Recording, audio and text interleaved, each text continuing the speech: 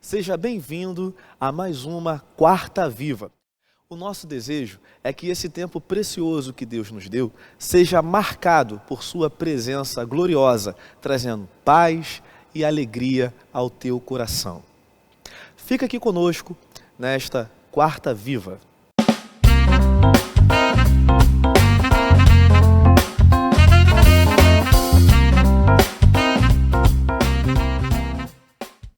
A palavra de Deus, lá em Romanos, capítulo 5, versículo 8, diz assim: Mas Deus prova o seu próprio amor para conosco pelo fato de Cristo ter morrido por nós quando ainda éramos pecadores.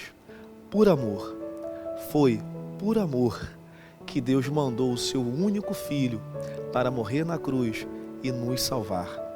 Louve ao Senhor conosco através desta canção.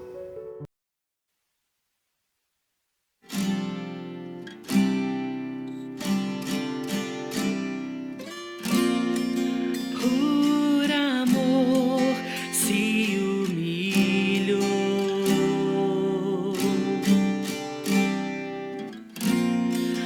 por amor a cruz carregou em nosso lugar. Como agradecer teu imenso amor, Jesus, Filho de Deus.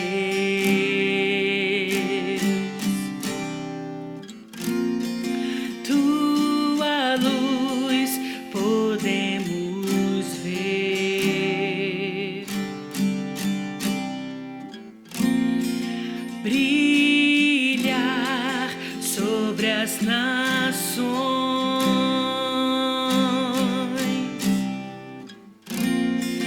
Foi a tua graça que nos alcançou, Jesus, Filho de Deus.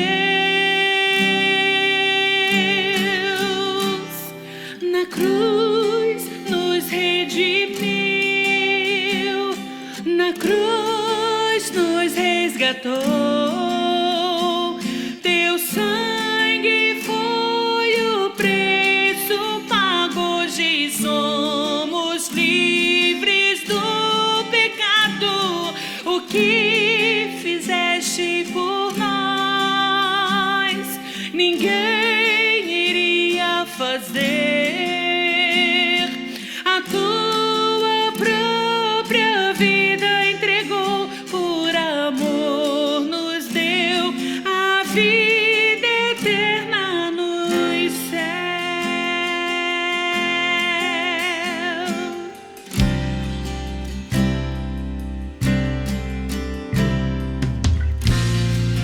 Por amor se humilhou,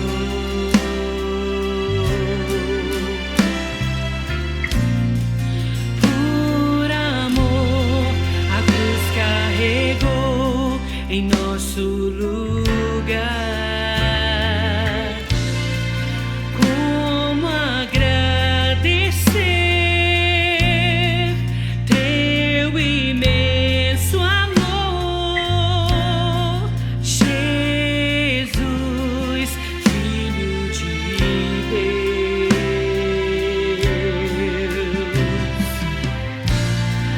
Tua luz podemos ver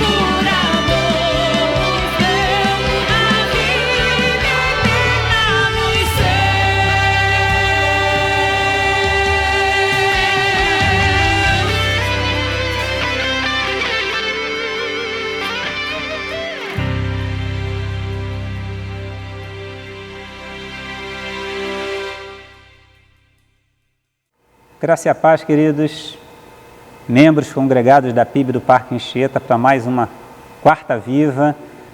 Estaremos dando continuidade àquilo que começamos semana passada, falando sobre 3 alertas a respeito de oração. Nós iniciamos essa série falando sobre a simplicidade por um lado, por outro lado, a complexidade da oração. Embora seja diálogo com Deus, algo que qualquer cristão no início de sua caminhada pode e deve praticar, com suas próprias palavras, na intimidade de um filho ao Pai, mas que há alguns detalhes, alguns pormenores que são importantes de serem investigados, por isso essa prática deve ser revisitada, reinvestigada, pesquisada a cada período possível para que nós nela cresçamos a cada dia mais. E hoje nós vamos trazer os 2 últimos alertas e a conclusão dessa nossa série de preleções. Hoje nós vamos começar lendo ainda em Mateus capítulo 6, o versículo 7, que diz assim: E orando, não useis de vãs repetições como os gentios, porque presumem que pelo seu muito falar serão ouvidos ou serão atendidos. Na primeira ocasião, quando o alerta foi a respeito da hipocrisia, ao que parece Jesus estava se direcionando aos religiosos, mais especificamente aos judeus, seja fariseus, saduceus, aqueles que praticavam a religião do judaísmo com o perigo da oração pública hipócrita. Agora ele se dirige aos gentios, que também têm as suas práticas de orações, só que numa outra perspectiva. Na época de Jesus, isso em muitas épocas também, não apenas naquela época, mesmo pessoas não judias e não cristãs praticavam suas orações aos seus deuses, às entidades às quais eles reverenciavam, e em algumas ocasiões eles produziam sons, sejam com a própria boca, sejam com instrumentos, para tentar chamar, captar não só a atenção, mas, se possível, o atendimento às suas necessidades, aos seus anseios, a esses deuses, a essas entidades. Alguns estudiosos chegam até a aventar a possibilidade de que, quando Paulo está falando lá em 1 Coríntios 13, 1, se eu falasse a língua dos homens e dos anjos, mas não tivesse amor, seria como um sino que ressoa ou como símbolo que retine. É como se Paulo estivesse fazendo referência aos pagãos que produziam sons para chamar a atenção dos seus deuses, mas sem amor de nada serviria, assim como a nossa relação com Deus, por mais barulhenta, espalhafatosa que seja, se não houver um coração conectado a Deus, não tem objetivo algum. Um exemplo dessa prática de tentar chamar a atenção dos deuses está lá no evento, no episódio de Elias e os profetas de Baal, lá em 1 Reis, capítulo 18, versículos 27 e 28, que diz assim: Por volta do meio-dia, Elias começou a zombar deles. Vocês precisam gritar mais alto, dizia ele. Sem dúvida, ele é um Deus, talvez esteja meditando ou ocupado em outro lugar, ou talvez esteja viajando ou dormindo e precise ser acordado. E aí aqueles profetas de Baal gritam cada vez mais alto. Então, grunhidos, mantras, barulhos, sons de instrumentos, de símbolos, de atabaques eram provocações para chamar a atenção dos deuses. E Jesus ele está dizendo o seguinte, é como se ele estivesse alertando: com Deus não funciona desse jeito. E aí vem algumas observações, porque provavelmente você já está se defendendo, aí se justificando, na melhor das intenções, dizendo: não, desse mal eu não sofro. Vãs repetições, palavras soltas ao vento, essas são práticas de algumas religiões, mas eu não faço isso. Mas olha, a questão não está tanto na repetição do conteúdo de textos específicos. A questão está na sinceridade de um coração conectado com Deus. A gente vai falar um pouco mais sobre isso no terceiro tópico, mas agora eu queria trazer pelo menos alguns alertas. Há a possibilidade de sãs repetições. Olha que coisa interessante. É possível que você repita orações, por exemplo, o Pai Nosso, a utilização de alguns salmos, de textos da Bíblia que são enriquecedores da oração, que você repita essas orações e elas sejam sãs repetições. O pastor Felipe Breder é um dos pastores da PIB de Campo Grande, Mato Grosso. Ele diz que costuma orar os salmos. E não é verdade que existem salmos muito inspiradores para as nossas orações? Por exemplo, o salmo de número 92, é bom dar graças ao Senhor e cantar louvores ao Altíssimo. Não é uma inspiração para uma oração de adoração? E o que dizer do Salmo 51? Uma inspiração à oração de confissão, de contrição. Tem misericórdia de mim, ó Deus, por causa do teu amor. E Davi ali se confessa, desnuda o coração. De repente você pode repetir esse salmo, não apenas uma vez, mas todas as vezes que se sentir entristecido pelo cometimento de um pecado trazido à sua memória pelo Espírito Santo. Outro exemplo é o Salmo 55. Ouve minha oração, ó Deus, não me ignores o meu clamor por socorro. De repente você se sente não atendido por Deus e repete várias vezes salmos como esses, como quem diz, Senhor, o Senhor não está me ouvindo. Então, há repetições que podem se tornar sãs repetições. Porém, há não repetições que podem se tornar como que vãs repetições. Por exemplo, orações automáticas.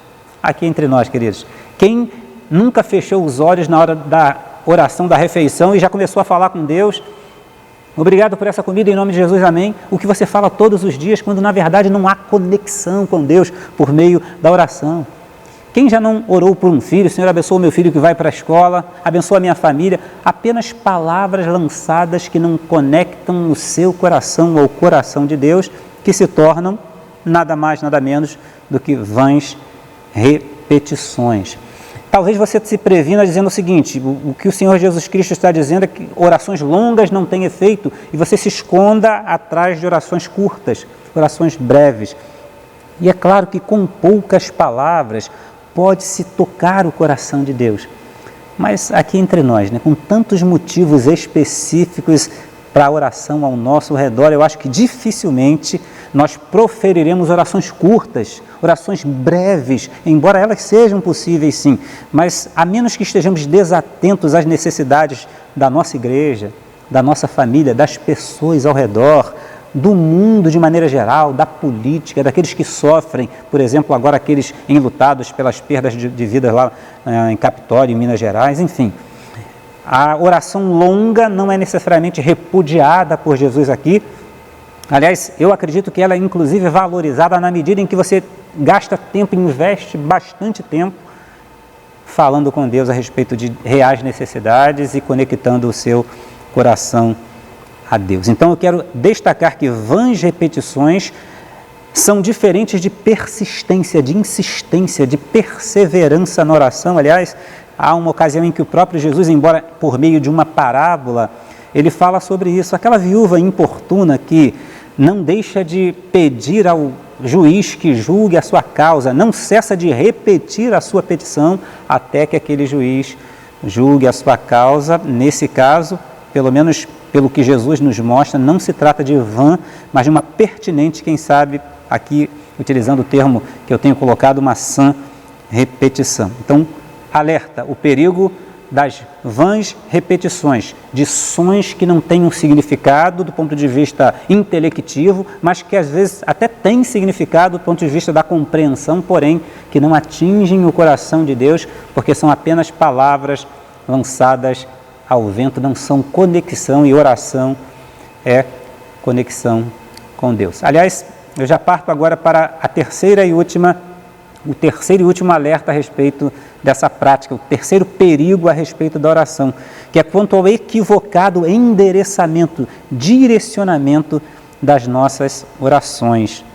A gente vê que no versículo 9, Jesus ele nos orienta, portanto, vós orareis assim, Pai Nosso. Nós estamos dirigindo nossas orações a quem? Com quem você fala quando você fecha os olhos, ou mesmo de olhos abertos, para orar? Ah, pastor, claro, para Deus. Tem certeza? O terceiro alerta que eu quero trazer e o último deles é cuidado com para quem ou a quem você está endereçando a sua oração. Eu gosto, já falei várias vezes aqui nessa igreja, na PIB do Parque Anchieta, dessa preciosa frase de R.A. Torre. Não profira, preste atenção, não profira a primeira palavra da sua oração sem antes ter a plena convicção que você está face a face com Deus, que você está diante de Deus. E aí eu quero trazer algumas possibilidades e por isso alguns perigos com relação a esse endereçamento, esse direcionamento, essa conexão direta com Deus. Primeiro, nós podemos durante uma oração falar com nós mesmos. Pasme, é verdade. Você já se flagrou começando a orar, Senhor, me orienta, me ajuda nesse problema que eu tenho que resolver. Daqui a pouquinho você está divagando, elaborando um plano, refletindo, pensando nos aspectos que circundam aquela situação e você se desconectou de Deus para pensar, para meditar a respeito daquele problema, daquilo que era antes um motivo de oração. Então há o perigo de nós pressupostamente estarmos falando com Deus, mas estarmos, na verdade, falando com nós mesmos ou falando com ninguém, apenas elaborando pensamentos a respeito de um problema. Uma segunda possibilidade, de nós falarmos com a plateia, e essa se mistura um pouco com o primeiro alerta, que é da hipocrisia, especialmente quando nós cuidamos da gramática, né? Quando nós organizamos a palavra, quando nós impostamos a voz. Eu vou confidenciar uma coisa que acontece comigo de vez em quando, e um dia desse, não tem tanto tempo, eu me flagrei corrigindo o meu português. A conjugação verbal saiu errada, eu corrigi no meio de uma oração. Querido, isso é uma demonstração de que eu estou preocupado com as pessoas que estão me ouvindo. Quando a oração, você está diante do Pai, você erra português, você erra colocação, conexão, conjugação verbal, mas você está ali conectado com Deus. Mas quando você está conectado com pessoas, e esse é um perigo da oração não ter o direcionamento correto, você se preocupa com o conteúdo, com o esboço, com as boas palavras, com palavras aparentemente poderosas. Cuidado com isso. Uma terceira possibilidade é falar não especificamente com o povo em geral, mas falar com alguém específico, uma pessoa para quem você quer mandar recado na oração. Você nunca fez isso, com certeza. Você está num grupo, conhece as pessoas, sabe que ali tem uma pessoa, por exemplo, pervertida sexualmente, e na sua oração, Senhor, demonstra para as pessoas que elas precisam ser santas, a tua palavra fala sobre a pureza do nosso corpo. A quem você está orando? Será que você está mandando recado para aquela pessoa? Ou se você conhece alguma pessoa naquela audiência, naquele ambiente que precisa entregar a sua vida a Jesus, e você quer, por meio da oração, evangelizar. Senhor, convence o homem do pecado, da justiça e do juízo. E Deus, Ele é tão misericordioso, queridos, que é possível que, inclusive, Ele ouça a sua oração e toque naquele coração. Mas essa oração não está sendo direcionada ao Pai, está sendo direcionada àquele a quem você está proferindo essas palavras. Então, cuidado, alerta. Você pode, de repente, estar direcionando a sua oração para uma outra pessoa. E dentro desse próprio aspecto, ainda há um outro perigo. É possível que você faça fofoca por meio da oração. Pastor Neil Barreto, ele fala uma coisa muito interessante. Como é que a gente pode usar um instrumento de bênção para cometer pecados?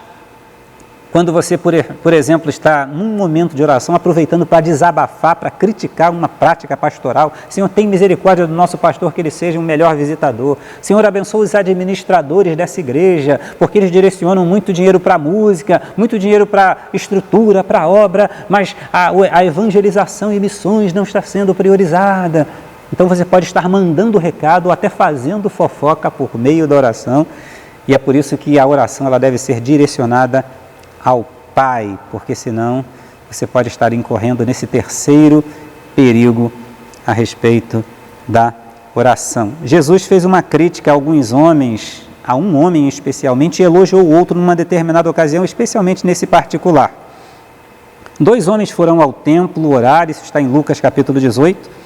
Um deles era fariseu e o outro cobrador de impostos.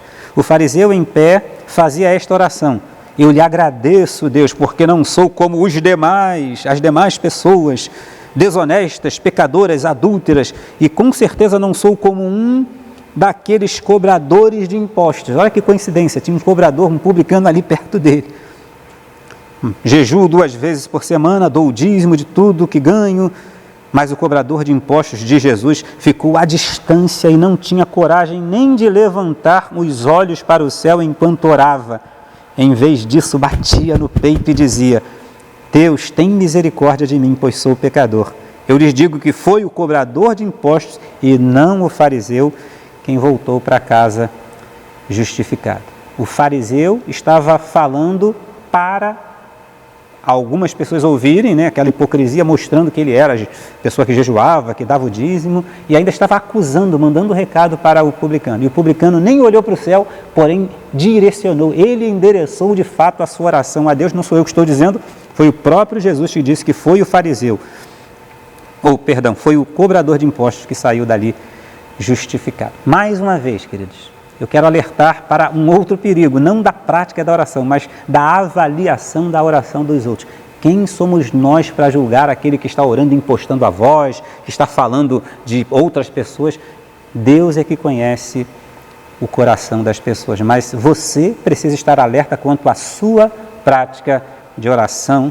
E eu quero concluir essa série de palestras dizendo que é muito interessante, né, como o diabo ele consegue perverter mesmo coisas boas. Eu imagino que você que me assiste nessa ocasião, se você tem essa prática, tomara que você tenha, pois a oração do Pai Nosso fala sobre isso, sobre confissão de pecados.